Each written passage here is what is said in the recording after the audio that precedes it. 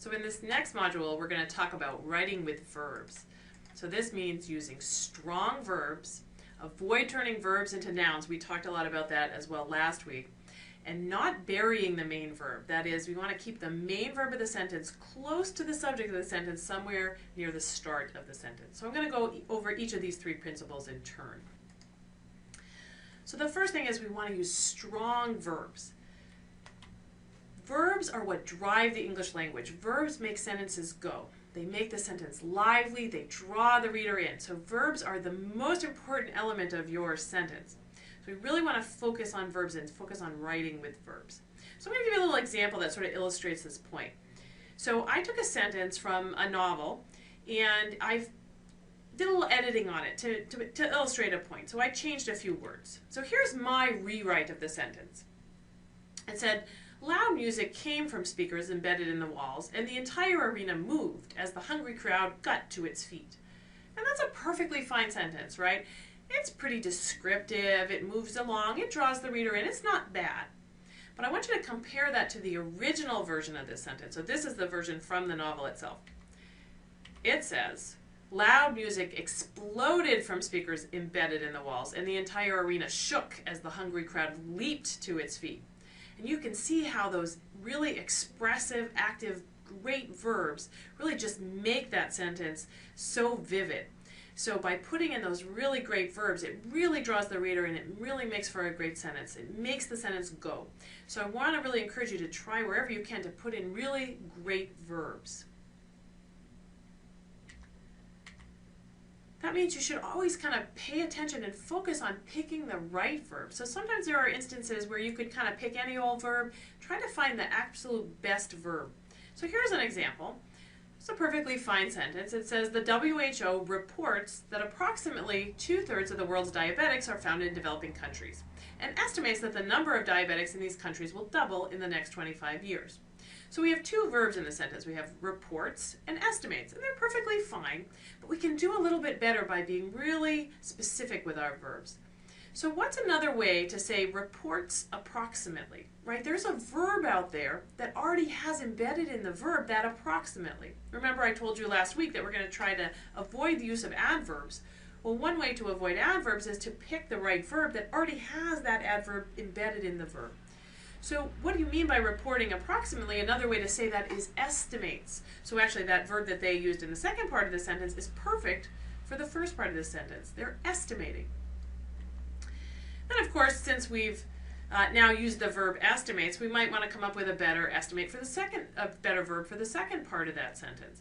And so if you think about what they're doing, they're estimating something in the future. Well, if you're estimating something in the future, a slightly better verb for that is to say projects. You see how much stronger that is? Because it gets that idea of the future in there. So these are just slightly better verbs that make a big difference to that sentence. So really pay attention to picking the right verbs. Use the thesaurus to help yourself find the absolute best verb that you can. And when you want to use strong verbs, that means you want to use the to be verbs as purposefully and sparingly as you can. Of course, you can't avoid using is, are, was, were, be, been, and am. They're going to come up a lot. The problem is that in a lot of writing, it's like every sentence has a to be verb. This is that, that was this. You're going to see in a lot of the examples I give you, there's a lot of overuse of the to be verbs. They're very boring.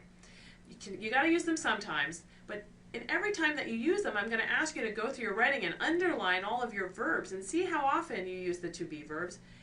Try to reduce the number of to be verbs that you're using. Sometimes you'll have to use them, but use it purposefully and sparingly and try to find alternate, better, stronger verbs to substitute for those to be verbs. Again, the to be verbs are is, are, was, were, be, been, and am.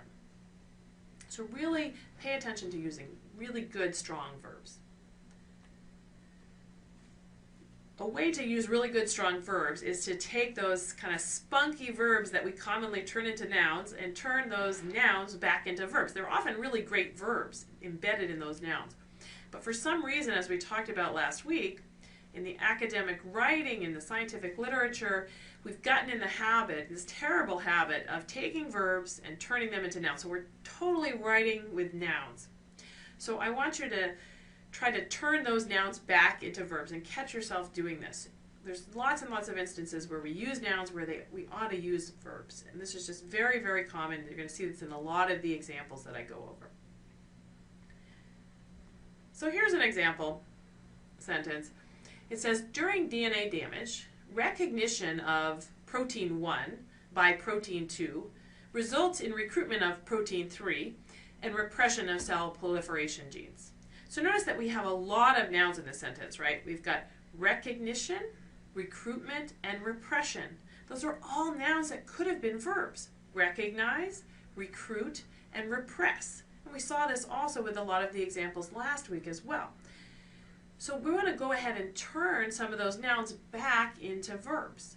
And when you do that, it's actually going to force you to get rid of some ambiguities that often crop up when you write with a lot of nouns. So if you notice in that first sentence, it's actually kind of ambiguous. It's a little bit hard to picture out exactly what's going on in terms of the biology.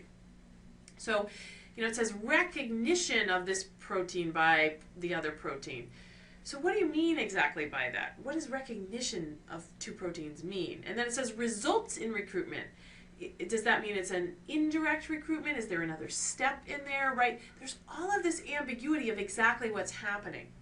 And in fact, when I sat down to edit this sentence, this was for a student, I was editing her work, I actually had to go back to her and ask her, well, what protein is acting on what protein exactly? What are the sequence of events here?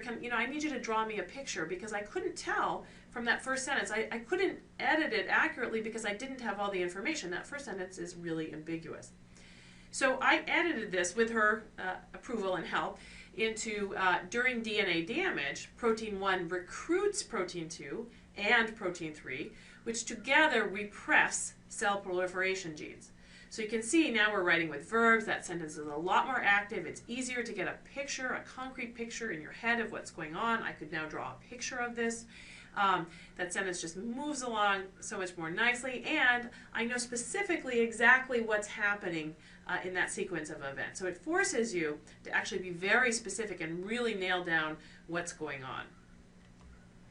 It forces you to say exactly who does what to whom in terms of the proteins. So watch out for this in your own writing. Try to get rid of some of these nouns and turn everything back into verbs. And there's just lots of examples of this. So here's a whole bunch of instances that we often see in this type of writing. You'll see things like obtain estimates of, has seen an expansion in, provides a methodologic emphasis, take an assessment of.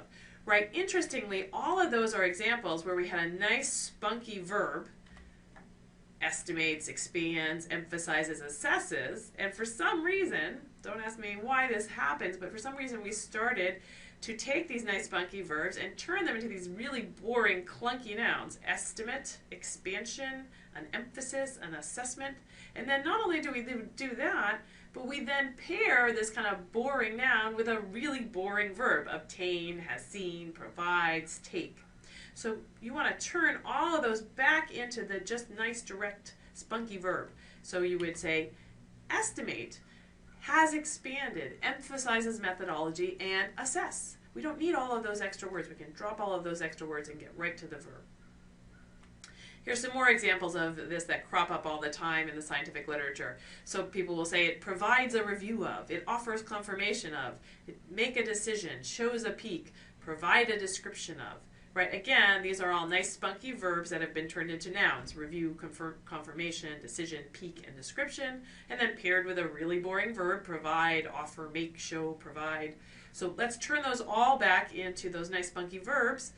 So that would be review, confirm, decide, peaks, and describe. See how much better that is?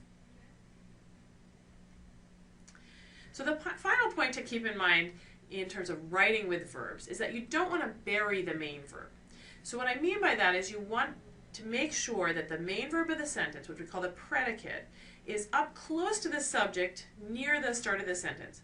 And the reason is that the readers are waiting for the verb. So once you give the reader the subject, the reader is actually sitting there waiting for the verb. And the reader is going to get lost if there's a lot of material between the subject and the verb. They're simply waiting for the verb, and until they get there, they're going to be lost. So if you put too much stuff there, you're going to lose your reader. So I'll give you an example of this. I call this the case of the buried predicate.